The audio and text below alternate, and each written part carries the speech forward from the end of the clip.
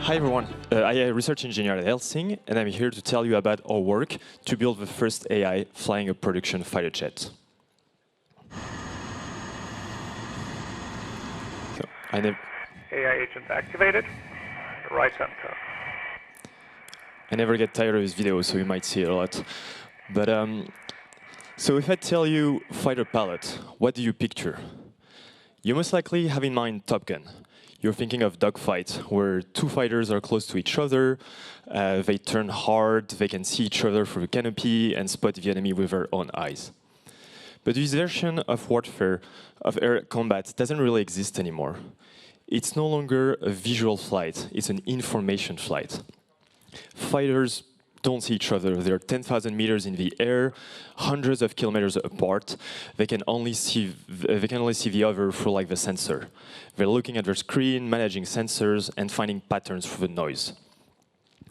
So this is less of a physical brawl, but more like a high-speed 3D chess game played in a hurricane. And the one who wins this game is the one who processes the information the fastest. And this is where AI shines. So it's a critical time for AI in defense for three main reasons. The first one, it's speed. Modern threats evolve in seconds, no longer hours. The loop between detection and action is shorter than ever.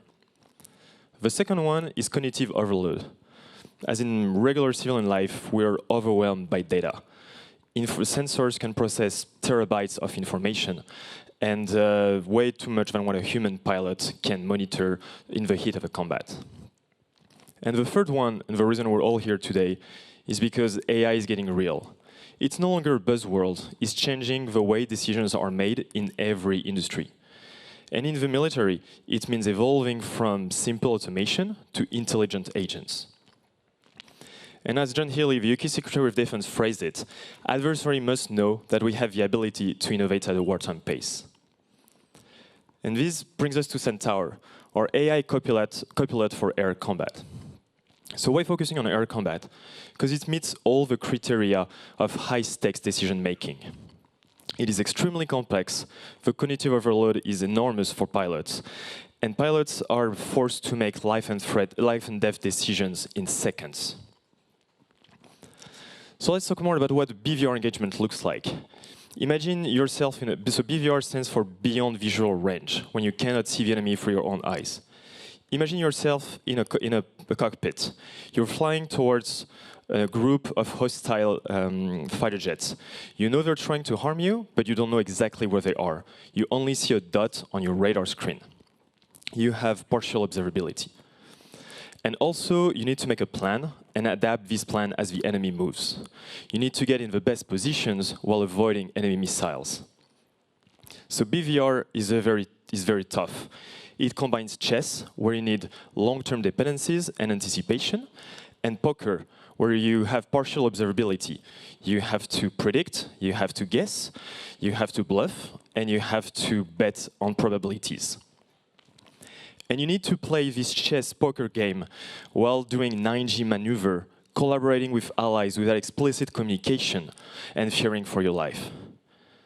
This is the environment we are solving for. And who excels at chess and poker? Reinforcement learning agents. So let's talk a bit more about reinforcement learning. Reinforcement learning is a branch of machine learning where we don't train with labeled data, but we train with a simulator.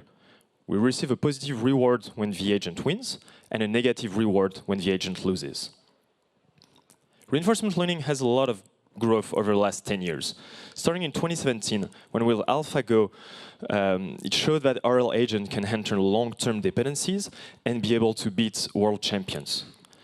Then with AlphaStars in 2019, it showed that RL agents can perform extremely well in collaborative environments and in partial observability, a bit like in the fog of war. With Tokamak, RL agents were brought to real life in physical, critical systems where they were used to control nuclear plasma. And finally, earlier this year, where we showed that RL agents can perform extremely well in BVR scenarios on real fighter jets. So what does Centaur exactly do? Centaur, as any AI model, takes a bunch of inputs and gives back outputs. everything has to run on the fighter jet. So it pretty much takes an input everything a pilot would have access to. It takes the goal of a mission, the command of a human, the situational picture, which means every information communicated by external entities, and sensor and effector data, which means everything that's available through instruments on the dashboard. Then it outputs control to the fighter jets, which means mostly guidance command, giving commands to where the fighter jets should orient itself. Then it gives suggestions on the best delivery window for effectors for human validation. And finally, it communicates its intent to the pilot and to allies. And for RL agents to train, we need very strong simulator. In the industry, so far strong has meant high fidelity. It's been built for humans to train in a simulator as close to the reality as possible. However, high fidelity is not enough for RL agents. We need scale and speed.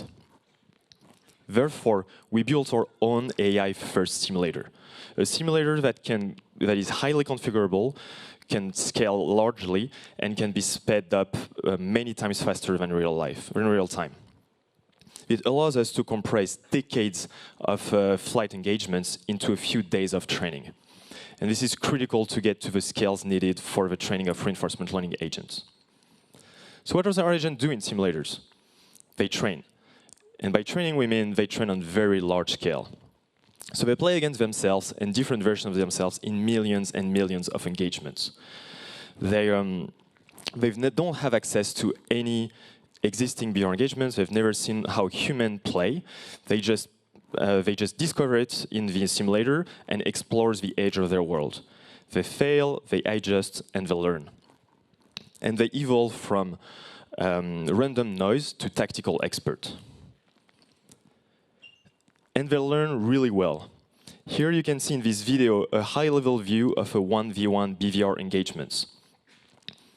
The two fighters are flying towards each other, assessing each other's positions, faking, pretending to shoot missiles to get in a better position, saving ammo, playing with altitude to avoid other enemy missiles, and trying to get in the best position. Here, these agents train only by playing against themselves in simulator. They've never had access to how humans play. It's only emergent behavior. And despite that, they get superhuman performance.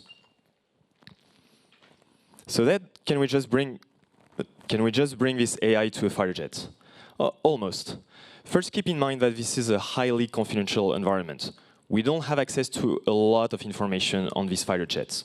We don't know their exact aerodynamics, or like how the radar processes tracks, throw inputs, etc. And this is not really a bug. This is really a feature. This is how a modern threat can be assessed. We never really know what's in front of us in these environments. We have an idea of what it may look like, but we need to adapt on the fly.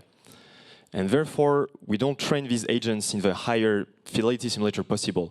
We train them for robustness, which means we randomize as much as we can. We randomize the dynamics, the environment, adding noise in the sensor to make them as robust as possible and able to handle any type of situations they're put in. But that's still not enough. We also need the right architecture of the grip of a fighter jet, of a plane. And this is where the Gripen shines. Obviously, we need the right compute to have all the AI models running embedded directly in the fighter jets. As you know, AI models tend to be pretty greedy in terms of compute. But we also need the right architecture. We need the right separation of concerns between the low-level execution, with all the safety-critical components happening, and the high-level tactical system.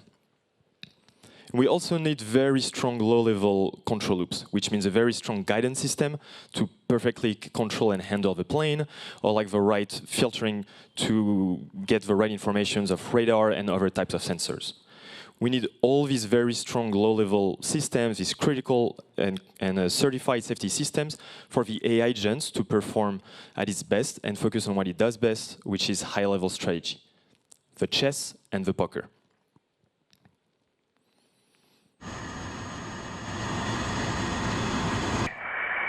AI agent activated.